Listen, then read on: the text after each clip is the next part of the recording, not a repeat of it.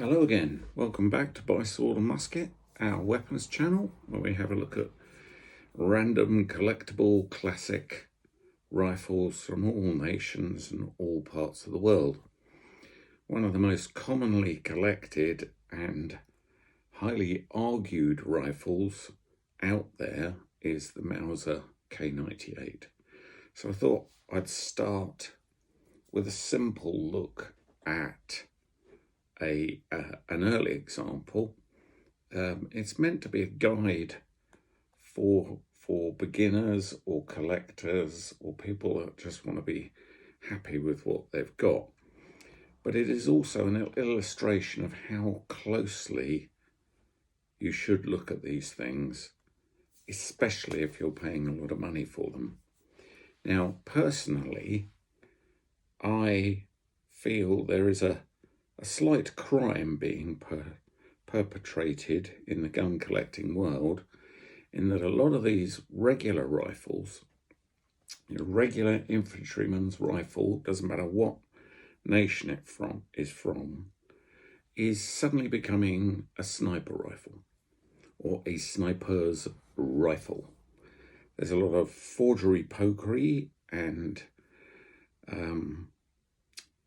deception going on behind the scenes. Quite a lot of people, though, are putting the scopes on rifles just because they can't see the range anymore. Now, I nearly got to that stage myself in my 40s when I was starting to think, I can't see well enough to shoot. I can't line up the sights. I can't have everything in focus at the same time. What am I going to do? Well, I'll have to put a scope on one of my favourite rifles. But as I say, you're then, in effect, slightly bastardizing a collector's piece. And as the numbers dwindle, especially over here in Britain, as the numbers dwindle, good original examples become more and more difficult to find. We're shooting them out. They're getting worn out. People are deactivating them so they can hold them without being on a ticket. So an example of a plain infantryman's rifle, you and me, Mr. Innocent that gets drafted into the war or dragged into the conflict, is issued with a rifle. We're not all snipers. Snipers were often, or scouts, snipers were often picked from countrymen back in the Second World War. Loners, people that were happy out there in nature on their own. You had to be incredibly resilient, observant. You had to be a very good shot. So the fact that we suddenly have all these Second World War sniping rifles appearing on the market these days is a little bit of a cause for concern. Partly, as I said before, because we're losing all our good original examples, and partly because people are getting the wool pulled over their eyes by sophisticated methods of forging or knocking up and making up a rifle. But whatever view you take, you have to start with a decent rifle. So if you walked up to this rifle that's in front of me now, and it was on a display stand or in a shop, or it's been offered privately, and you've walked into the guy's study and you want to have a look at this rifle up close, what follows are a list of pertinent points. And this time I'm not really talking about the state of the bluing or even the condition of the barrel. At this point, we're just looking at the signs and the symbols upon the rifle. Now, the reason I picked this rifle is because I thought we had a bit of a special case on our hands. This rifle is early enough in fact to be a Weimar Republic rifle. So this is the period when the Nazis hadn't quite taken over and got full control of everything, but this was a rifle made under the direction or auspices of the Weimar Republic. And the mark that gives that away originally or straight away is this stylized eagle. So that is the Weimar symbol. Ignore this one for now, that's a later mark. And this one, far more typical of the stylized Weimar eagle. So that mark matches the date of the rifle. If we saw Nazi markings on this, we'd have to investigate and wonder why precisely. So obviously next to it we have the serial number, which is 39350.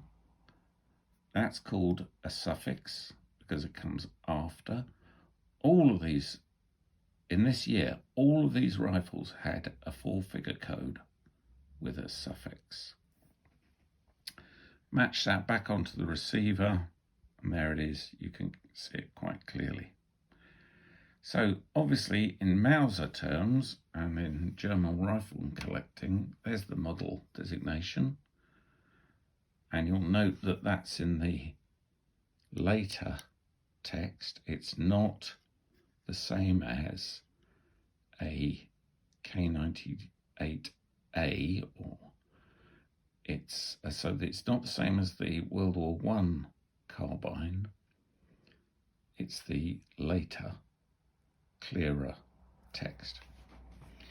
Now, if we move then back to the bolt and look closely at the bolt, to all intents and purposes, we can see matching numbers.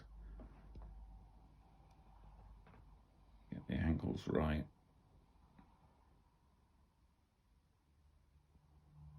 Eight, 9, 3, 5. 8, 9, 3, 5. Okay. Now the O is stamped on there. But if you notice, it doesn't have the serif of the earlier, of the previous marking. The German serif, Gothic type text, like it's written serif. Also, look at the 3. You see the 3 there? It's got the straight, diagonal, angled back to the top half. Look at the 3 here. Now, I don't know at this point whether that's enough to tell me that this is faked, very cleverly faked. But what worries me is the lack of angled 3 and the fact that they've had problems, somebody has had problems with the stamping. There's either an overstamp or a misstrike there. But the rest of the numbers are matching on the bolt. So there's the bolt stub, there's the shield, nothing on here. We move forwards.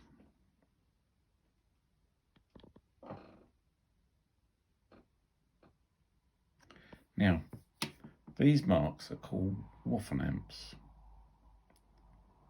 colloquially known as Waffenamps. They're inspection or acceptance stamps. But everything had passed inspection and in the super efficient German manner was able to be used. If we move to the sights, flip the sights over, look at the back of the sights.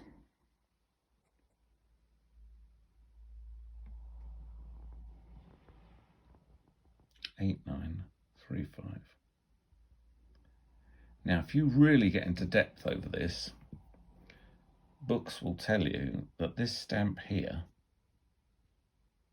the Abnam or Waffenamp, should say 63. And that applies for the whole rifle, because that was their inspector's code. If we move back here, now, this part where the number is the base. The sight is part of the collar that wraps around the barrel.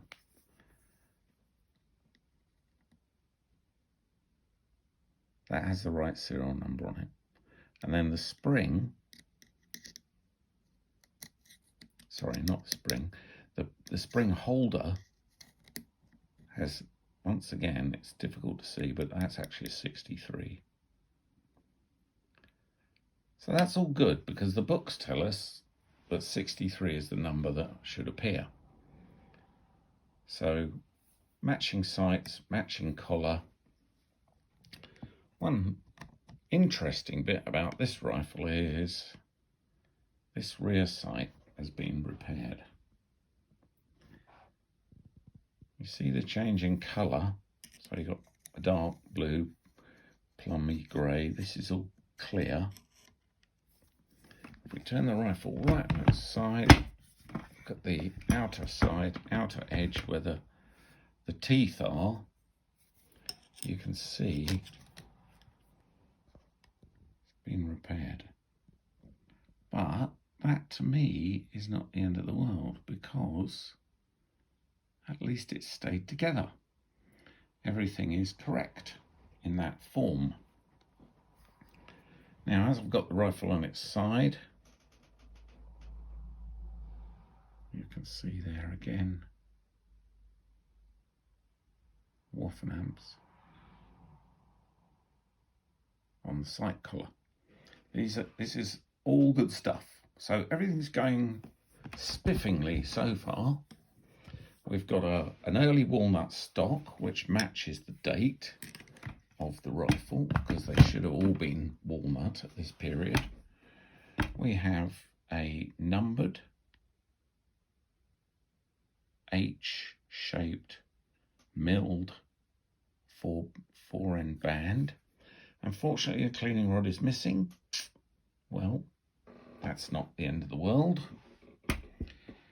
What's another notable point about these early rifles is it does not have a groove to take the front sight hood, which is often seen. So there would have been no protection for that front sight. There's not meant to be. That is correct once again for the rifle. So if we move along, look underneath, there's the milled mid band, which is also numbered. I don't know if I can get you in there. It's a bit difficult to see, but that is numbered to the rifle. So it's all going rather well. We turn the rifle over, have a look underneath at the trigger guard and the floor plate. 8935, 8935, WA63, WA63. Right, what is a shame? What is a shame? A shame is that these main screws are not numbered. You can see that this one was, but it's been ground off or flattened off, and the numbering has disappeared. You can see a Waffenamp inspection, and in fact you could see a 63 clearer than the Eagle on the locking screw. So these locking screws hold the main screw in position. Let's move to the back, and what a shame, no number at all.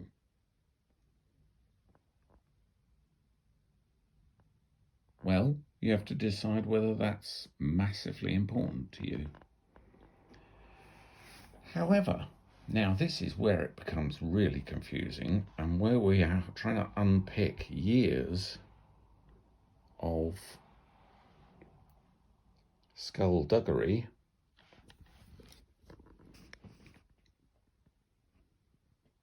That looks like 8935 to me, with a nice O at the bottom. So, well, that's good, we think to ourselves. We've got a matching stock and rifle, almost 100% rifle, 100% matching rifle. That's wonderful. Just turn it on our side again. Have a quick look at this bolt stripping disc. Now that does actually say WA 63, Waffen-Amp 63. If we turn it over, it's clearer on the other side. There you go. So all is good. Alice is good. Now, bit of a shame, but you cannot see these eagles very well. There should be 3 stamps there. We're possibly looking at the ghost or remains of one there, and one there. That is the clearest one.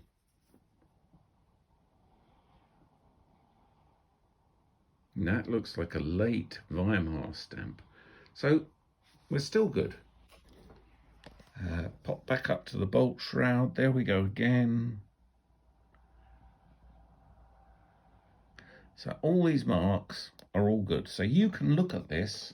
All of this is fine. You can look at this while you're standing in front of the bloke and he's trying to sell it to you. You can put the wind up him and he's going to start thinking, crikey, this chap really knows his onions, and he might know something about his Mausers. However, and I thought we were onto a real winner here, because I refer back to these numbers here, particularly this 3. Look at the 3 there. I'm going to whiz all the way out to the front. Look at the 3 there. O is different. It is different, but many components are made in different factories. They must have had more than one set of number stamps. There's no indication of a number being removed, rubbed out, or ground off. These are a good depth, these marks, and they've got dirt and gunk in them, and the 5's not perfect. But this is all part of your Sherlock Holmes type thought waves. I mean, in the end, you've got to be happy with what you buy. If it shoots straight, if it goes bang, some people, that's all they want. And I've had a couple of rifles like that, and I was happy as Larry with them. I'm not saying anybody is right or wrong. I'm merely trying to help. There's the 35, last 2 numbers of the serial number, and an eagle in front, Waffen-Amp. Now, what am I complaining about? What am I whinging on about? What's his problem? The rifle looks fine. It's got a flat steel butt plate, which is exactly what it should have. There's a Waffen-Amp, 63 Waffen-Amp. But, lo and behold, this number doesn't match. 96 something something. So that was enough for me to take the stock off and have a look inside, because they also marked the rifles inside with a serial number, and it is very unfortunate but this number carries, this rifle carries a completely different numbered stock. So that number on the back, on the butt plate, the 96 something something something, in fact matches both serial numbers, the one on the inside of the handguard and the one on the stock, so on the main stock. So what you've got here, it looks like, is two rifles. Caliber, not really. Thing's about 86 years old. It had a very, very tumultuous start to its existence. It is entirely possible that the stock on this rifle became unserviceable. It became destroyed. And what I am heartened by, and what still gives this rifle some considerable worth, is that this stock is exactly the right sort or type, kind, build, material of stock that should be on a 1937 S42. So I value this rifle quite highly in comparison to what is knocking around today. It's not a Russian capture, it's not been to Norway, it's not been to Israel. It has in fact got some later German proof marks on it. That's what these very distinct marks are here, which you can see on the receiver, the stylized eagle shield. That's the shield for Ulm inspection house in Germany. And 272 I take to be February 72. So that's when this rifle was proofed in Europe. In fact, if we turn it, there's some marks on the other side that I still haven't shown you. And they are these here. And you can see they're all 63s. And they're all Weimar Republic 63 marks. It's slightly unusual that there isn't a Nazi mark on there, but it's right for the basic rifle manufacturer. The mark next to it, the silvery looking mark, is the government proof of London. So there we have it.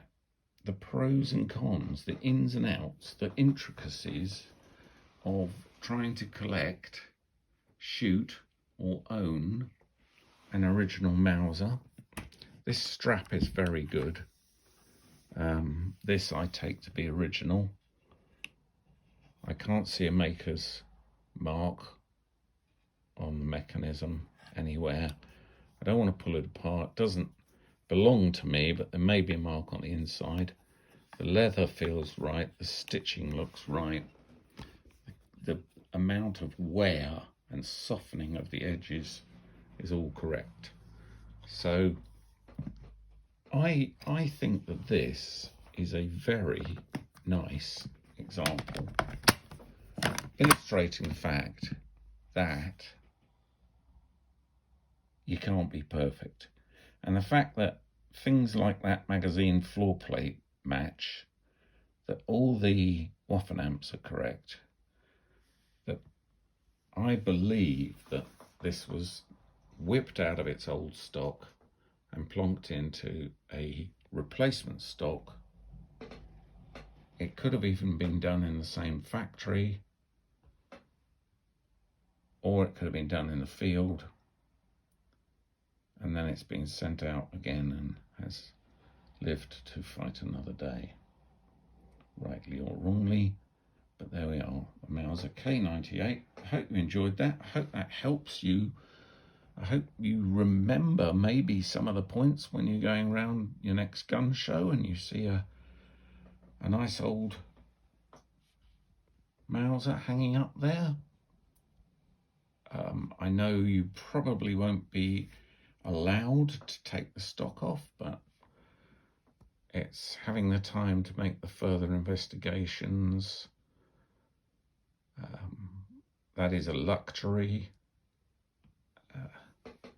and if you're lucky, you might end up with a rifle like this, which I think is a pretty damn decent example of a very early, highly acceptable K98. So, thanks for listening. This is By Sword and Musket. If you want to read about anything or look at any more pictures, have a look at the website, which is www.swordandmusket.co.uk. Click like and subscribe, and you can follow all the videos and interesting little chats that we have together, looking at things close up and playing detective. So, once again, if you like what you see, if you want to look at some more pictures or write-ups, please visit the website, which is at www.byswordandmusket, all lowercase, .co.uk, and investigate further. Thanks for joining me. Click like and subscribe, and you can see more videos as and when I put them together.